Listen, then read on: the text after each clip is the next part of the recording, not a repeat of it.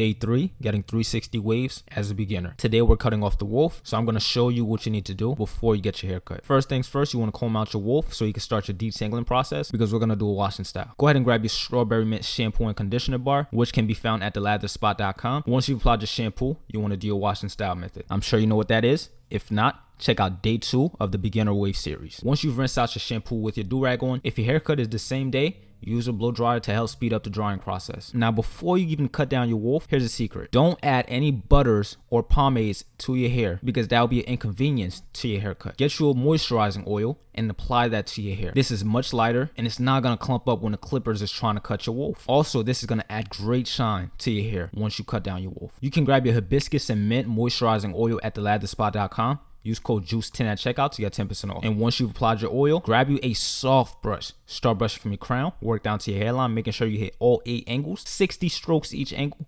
Don't miss an angle. After a long, successful wolf session, you want to cut down with a 2-guard close with the grain, temple taper, back taper, and shape up. You can get enhancements if you want, but this is what your wolf cut should look like. Not too low, so that way you can jump straight to your next wolf and keep progressing. Now, when you come home and unrag, if you did this method correctly, you should see great shine added to your waves and your overall hair health should improve. Follow me for more beginner 360 wave videos.